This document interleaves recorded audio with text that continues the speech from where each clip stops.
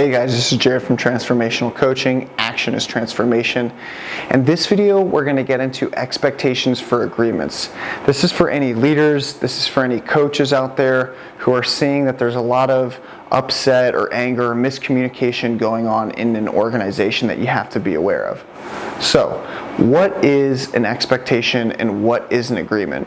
Before I get into that, first I just want to share with you a story.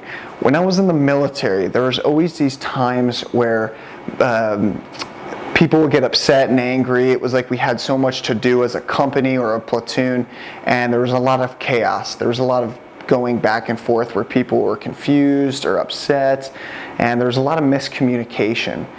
And so what I started noticing was there were people who were getting upset at the lower level because things weren't being effectively communicated at the higher level. So the leadership was off. Anyone who's been in the military or who has worked within an organization where leadership structure is a really big deal to get things done, they know that based on the leadership that you have determines the quality of experience that you have within that organization.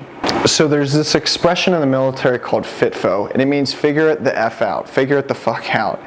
And this expression is used by leaders when they have so many things to do and go on, and then they just start delegating everything away. And so then they start delegating everything away to the point where they just say, just figure it out. But they don't actually clearly communicate what needs to happen. I can remember one key instance in this where I had to get, for my entire section of 22 guys, I had to give them chow and water for the next field op that we were going to. And so one of my leaders came to me and said, "Hey, Bull, you got to figure out how to get a whole week's worth of chow." And I said, "Well, who do I go to? Who do I talk to? Where do I get that?" And then they just told me FITFO. Out. And so I was pretty upset and I was angry and I had to go figure it out. Now I ended up figuring it out. However, I was also very bitter by that, and I didn't trust that leader after that, and I didn't ever go to him for help again. And so if you're in these positions where either you're a leader or you're below a leader and someone tells you to go figure it out, recognize that you don't have to just take it. You can ask for clarity. Now there's times where we do just want to get things done and figure things out. There's times where that's just a necessity. For whatever reason, there's not enough time, there's not enough resources, and people do have to become resourceful. That's what it means to be a leader. However, at other times, if we want to keep the peace and we want to get things done quickly and efficiently, then there does need to be clarity of direction and clarity of instruction. So one of the key ways to get around this, and one of the key things that you can do as a leader, is to understand this distinction between expectations versus agreements. Sometimes, I see this a lot of times in corporations, I see this in businesses, they have times where they only communicate what needs to be done, but they don't necessarily communicate how.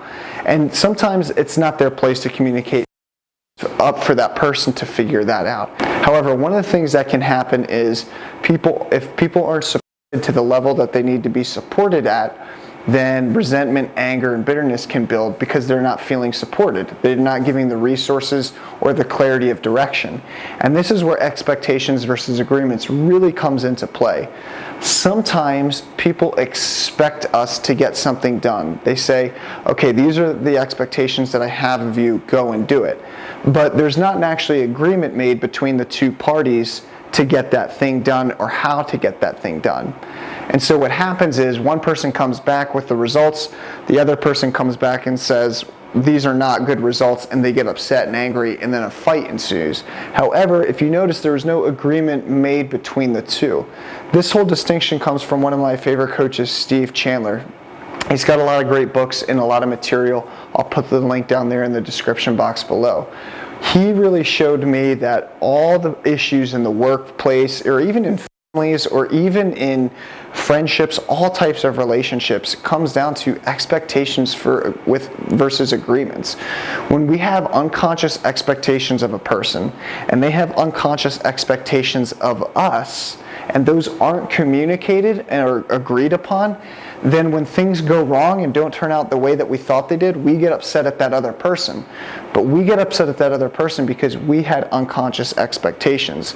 So it's really important to make clear agreements in all of your relationships. What is the purpose of that relationship? What is the outcome of that relationship? What does that other person expect from you? What do you expect from them? Communicate and then agree upon it so you have a realistic understanding of how things are going to move forward. So here are the 3 things that we want to be aware of when it comes to expectations or agreements. Number 1, don't ever use need or want. I catch myself doing this. Instead, create a conversation, create a discussion. It's about creating conversation and creating agreements so there's no one who walks away upset or hurt or confused. The only times that we walk away upset, angry, or confused is when we haven't accurately communicated agreements and what it is that we want out of the relationship. Everything in life is a relationship, and we're getting something out of it, and it's normal to get things out of it. We just want to make sure that we're on the same page, because if we're not on the same page, then that person is going to feel hurt, or they're going to feel deceived, or they're going to get upset because the unconscious expectations that they had weren't. So make sure you're communicating what it is that you want and then having a discussion around that. Don't just say, look, this is what I need for you to do, this is what I want for you to do. Actually be reciprocal in the process and create a discussion. Number 2, communicate what needs to happen clearly and succinctly. There's a lot of times in leadership positions where people don't actually communicate what needs to happen. And they just say, okay, get this done, and they don't actually go into how to get it done. We need to clearly communicate what needs to happen, the end goal and the end result. If that's not communicated, people are going to know what it is that's expected of them. And that's guaranteeing that they deliver a low quality result. When you're not explaining exactly what needs to happen and also clearly explaining why it needs to happen, then there's going to be less drive and there's going to be less motivation. Whys are what motivate people. So when a person has a clear understanding of the why, they're going to be more motivated to do it. So if you're in a position, leadership position, for any reason, make sure you're communicating the why there and let them know what's the reason they're doing what they're doing and how to do it. Be as clear and succinct as possible, and you'll see that you'll get the best result. Finally, number 3, don't assume. Don't assume anything. When you assume things, what happens is you miss there's always little gaps. When in anything that we do, there's always going to be gaps. And so if you're assuming that the person heard you clearly, if you're assuming that they have all the expectations, then you're setting yourself up for failure, but also you're setting them up for failure. I see this so many times in my work with individuals within organizations, especially managers. Managers automatically assume that the person should know what it is that they're communicating, and as soon as they assume and the result back from whatever project or whatever item that they gave away for another person to do, that person comes back and with a bad result, and then the manager gets upset and explodes on them. But really it was their unmet expectations. They didn't communicate what it is that they really needed, and they didn't communicate what the real expectation was. They just assumed that person under them heard everything that they needed to hear. So if you're in this space, make sure that you're sharing with the individual everything that you need, communicating clearly, but don't assume that they heard everything that you just shared with them. Listening, not a lot of people actually have real listening skills. Not a lot of people know how to be present with another individual without any filters. So anytime that you're communicating something it is that you need, always ask for it to be repeated back to you. Hey, did you understand everything that I shared? Did you understand everything what I said? Is this clear? Double check. If the person gets upset and frustrated, because sometimes people take that as an assault on intelligence, share with them why it is that you're doing it. All right, guys, that's all I got for this time. Thanks for joining me. Check out my 5 key secrets to client acquisition there in the YouTube description box. Also, if you found what was here useful, please share it with any family or friends. I look forward to seeing you all soon. Have a great day.